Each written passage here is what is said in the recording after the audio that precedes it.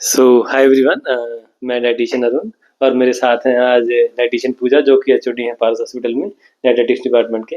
और हमारे साथ हैं dietitian Kirti who is also dietitian. आज हम बात करेंगे बेसिकली डेंगू के बारे में, जो कि आजकल प्रिवेलेंट बहुत हॉस्पिटल में देखने को मिल रहा है हमें कि बहुत सारे लोग डेंगू के साथ आ रहे हैं। तो उसके बारे में हम थोड़ा थोड़ा जानेंगे डाइटिशियन से कि हमें क्या डाइटरी मॉडिफिकेशन करनी चाहिए या क्या गलतियां हैं जो हम करते हैं उनका हमें क्या समाधान करना चाहिए।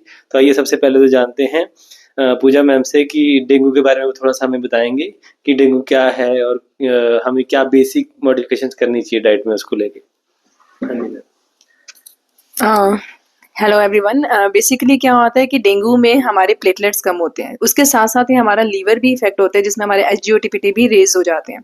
तो सबसे पहले ऐसा नहीं है कि आपने अपने डेंगू का टेस्ट कराया, अपना डेंगू सीरोलॉजी टेस्ट कराया, वो अगर वो पॉजिटिव आता है, प्लेटलेट्स किसी और रीजन से भी कम हो सकते हैं, तो अपना पहले डेंगू सीरोलॉजी टेस्ट कराओ। अगर वो पॉजिटिव आता है then you go for the platelet diet, जो भी आपने थ्रोम्बोसाइटोपेनिक डाइट हम बोलते हैं, जिसमें आपने कोकोनट वाटर लेना है या आपने कोई भी जूसेस लेने हैं। जितना ज़्यादा आप लिक्विड ज़्यादा लोगे उतना आपके लिए बेटर रहता है। बट इसमें होता क्या है कि आपने जितना हल्का खाना लोगे उतनी जल्दी आपकी बॉडी डाइजेस्ट करे, बिकॉज लीवर के लिए क्या है कि बहुत हैवी चीज़ें डाइजेस्ट करना मुश्किल हो जाता है। इसी वजह से जब आप कोई नॉर्मल खाना खाते हो आपको हैवीनेस रहती है, आपको इनडाइजेशन प्रॉब्लम रहती है।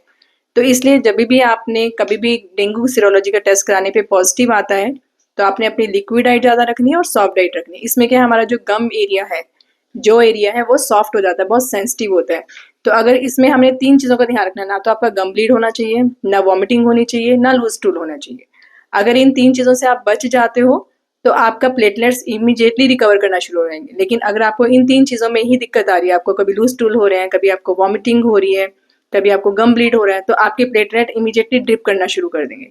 तो आपने सबसे पहले इन चीज़ों का ध्यान रखना है और अपनी डाइट में कार्बोहाइड्रेट वाली चीज़ें ज़्यादा रखनी है इंस्टेड ऑफ फैट वाली चीज़ें, क्योंकि लीवर इसमें इफेक्ट होता है, तो हमने फैट टोटली बंद कर देना है।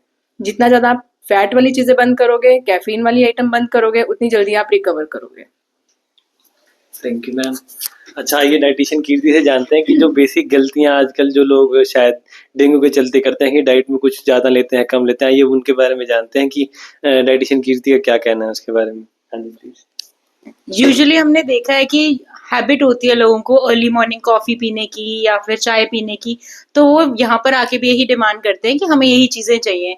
और हम उनको एक्सप्लेन करते हैं, हम उनको रीज़न भी बताते हैं कि कैफ़ीन इनटेक हम क्यों रिस्ट्रिक्ट करते हैं। उसका एक सिंपल रीज़न है कि बॉडी में डिहाइड्रेशन हो जाता है, तो इस वजह से हमने caffeine intake that is coffee, T हमने रिस्ट्रिक्ट करना होता है।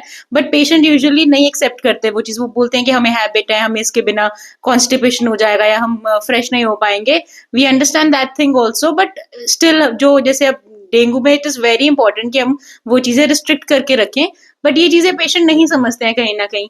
और कहीं पेशेंट्स ऐसे भी होते हैं कि जिनको हम बोलते हैं कि आप फ्रूट इनटेक रखिए अपना, ज्यादा से ज्यादा आप फ्लूइड इनटेक रखिए, बट वो उस चीज को नहीं बोलते हैं। वो बोलते हैं कि नहीं हमें चपाती दीजिए, आप नहीं हमसे सॉफ्ट नहीं खाई जा रही, हम खिचड़ी नहीं खा सकते। पर हमारा एक मोटिव यही होता है कि वो खिचड़ी सॉफ्ट डाइट इसलिए लें सो दैट कि उनके मेटाबॉलिज्म पे ज्यादा बर्डन ना डले, वो इजीली उनके बॉडी उस चीज को डाइजेस्ट कर सके, अनइजीनेस ना रहे बॉडी में। So these are some complication जो हम फेस कर रहे हैं आजकल डेंगू सीजन में। Thank you Kirti. अच्छा, आइए मैम से जानते हैं कि जैसे कि अब आपको हॉस्पिटल से डिस्चार्ज कर दिया गया है या फिर आपको डॉक्टर ने सलाह दी है कि आप अब घर जा सकते हैं, घर जाके केयर कीजिए अपनी।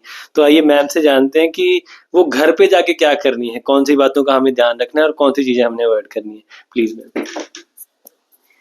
बेसिकली डेंगू टाइम पे जब आपको लग रहा है कि हाँ आपके प्लेटलेट्स रिकवर कर रहे हैं, ऐसा नहीं कि आपने केयरलेसनेस करनी है, घर जाके आप पराठे खाना शुरू कर दो या आप बहुत हैवी राजमा चना खाना शुरू कर दो। हैवी चीज़ें नहीं लेनी, आपको एटलीस्ट 1 वीक अपना प्रॉपर प्रिकॉशंस लेनी होगी। उसमें क्या आपने जितना हल्का खाना खाओगे, आप रोटी सब्जी खाओ, दाल खाओ, कोई दिक्कत नहीं है।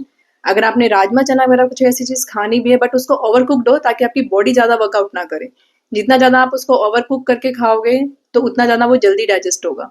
और जितना ज़्यादा लिक्विड चीज़ें लोगे उतनी जल्दी रिकवर करेगा। कई लोग क्या करते हैं कि आप डेंगू से रिकवर हो गए तो घर जाके सीधा उनको लगता है कि हम पराठे खा लेते हैं, आज कड़ी चावल खा लेते हैं। बट अगर आप जरा सी भी केयरलेसनेस करोगे, वो आपको दोबारा से ही इंडाइजेशन प्रॉब्लम क्रिएट करेगा। जहाँ पे आपको इंडाइजेशन प्रॉब्लम क्रिएट हुई, आपको दोबारा से ही मतलब गैस्ट्रिक इश्यूज होने के चांसेस बढ़ जाते हैं।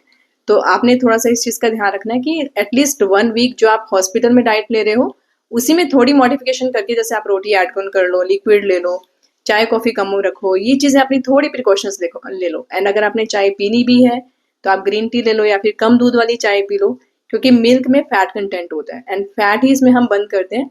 तो इसलिए अगर आपने चाय पीना है तो कम दूध वाली 1 चम्मच वाली चाय जो होती है वो आप ले सकते हो। Thank you ma'am. तो ये डाइटिशियन कीर्ति से जानते हैं हम कि कौन से मस्ट ऐड फूड होने चाहिए जो हमें ऐड करने ही करने हैं पोस्ट डेंगू की केयर में, और कौन से ऐसे फूड है जो अवॉइड करने ही करने हैं in any case scenario. Avoid के तो जैसे मैंने बताया था कि कॉफी वगैरह अवॉइड रखना ही है, टी वगैरह रखना ही है।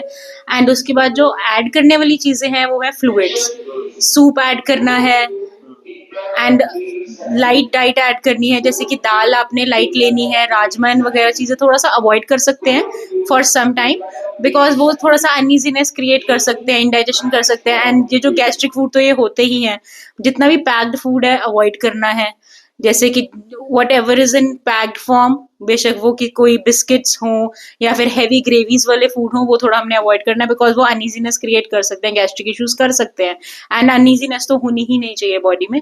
सो these are some things which should be avoided.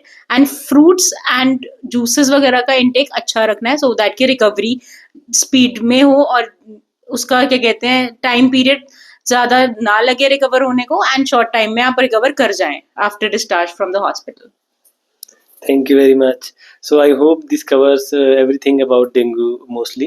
So basically जो मुझे भी समझ में आया मैम की बात से या कीर्ति की बात से, कि हमें कुछ चीज़ें हैं जैसे कि चाय कॉफ़ी या हाई फैट वाले मील्स हैं वो अवॉइड करने चाहिए, और एडिशनल के लिए क्या है फ्रीक्वेंट मील्स लेने हैं, लिक्विड लेने हैं, ताकि बॉडी पे बर्डन कम से कम आए, उसको डाइजेशन के लिए बहुत कम से कम काम करना पड़े।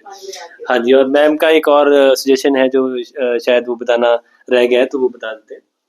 इवन इसमें आप घर जाके ग्लूकॉन डी पानी में डाल के अगर लोगे तो इससे भी रिकवर हो जाता है, बिकॉज हमें क्या होता है फैट कम कर रहे हैं तो हमारी एनर्जी ड्रिप कर जाती है, तो आपने एनर्जी को रिगेन करना है तो आप इसमें ग्लूकॉन डी, आप जो कार्बोहाइड्रेट्स हैं वो लो, चावल खाओ उसमें मना नहीं है, आलू खा सकते हो बिकॉज इसमें फैट कंटेंट्स नहीं है, तो उससे जल्दी रिकवर हो जाएगा। So I hope this covers all about dengue. So I hope you will share this video with everyone. अगर कोई डेंगू से सफ़र कर रहा है या जनरल नॉलेज के लिए भी हमारे लिए आई थिंक ये बड़ी अच्छी ज़रूरत की चीज़ है। तो thank you very much, thank you everyone.